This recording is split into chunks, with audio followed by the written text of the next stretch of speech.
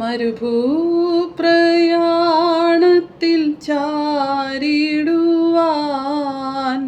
ഒരു നല്ല നായകൻ നിനക്കില്ലയോ?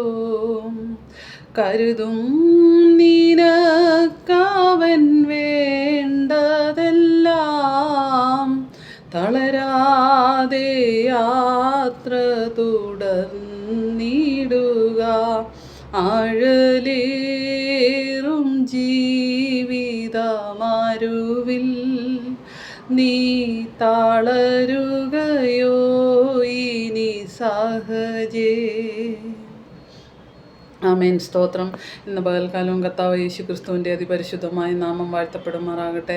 ഇന്ന് പകൽ എനിക്ക് നിങ്ങളോട് പറയുവാനുള്ളത് യെശയ്യാ പ്രവാചകൻ്റെ പുസ്തകം 55-ാം അധ്യായം അതിൻ്റെ 8, 9 വാക്യങ്ങളാണ്. അവിടെ പറയുന്നു, ദൈവമായ യഹോവ നമുക്ക് വേണ്ടി വഴിയൊരുക്കുന്ന ദൈവമാണ്. അത് നമ്മളുടെ വിചാരങ്ങളെക്കാളും നമ്മുടെ ചിന്തകളെക്കാളും ഒക്കെ ഉയരത്തിലുള്ള ഒരു വഴിയാണ്. ആകാശം ഭൂമിക്ക് മീതെ ഉയർന്നിരിക്കുന്നത് പോലെ ദൈവത്തിൻ്റെ വഴികൾ നമ്മുടെ വഴികളെക്കാൾ വലുതാണ്, നമ്മുടെ വിചാരങ്ങളെക്കാൾ വലുതാണ്. അതുകൊണ്ട് പ്രിയമുള്ളവരെ, നമുക്ക് വേണ്ടി ചിന്തിക്കുന്ന, നമുക്ക് വേണ്ടി ഉന്നതമായ വഴികളൊരുക്കുന്ന ഒരു നല്ല ദൈവം നമുക്ക് സ്വർഗത്തിലുണ്ട്. നമുക്ക് ആ ദൈവത്തിൽ ആശ്രയിക്കാം.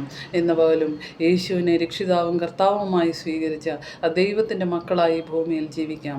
അപ്പോൾ നമ്മുടെ ജീവിതത്തിൽ നേരിടുന്ന എല്ലാ പ്രതികൂലങ്ങൾക്കും പരിഹാരമുണ്ട്, എല്ലാ പ്രതിസന്ധികൾക്കും പരിഹാരമുണ്ട്. ശാശ്വതമായൊരു സമാധാനവും നമ്മളിൽ വസിക്കും. അതിന് പരിശുദ്ധാത്മാവ് നിങ്ങളെ ഓരോരുത്തരെയും സഹായിക്കട്ടെ എന്ന് ആഗ്രഹിക്കുന്നു, പ്രാർത്ഥിക്കുന്നു. ഇന്ന് പോലും യേശുവിൻ്റെ നാമത്തിൽ എല്ലാവരെയും ഐശ്വര്യമായി, സമ്പന്നമായി, സമൃദ്ധമായി അനുഗ്രഹിക്കുന്നു.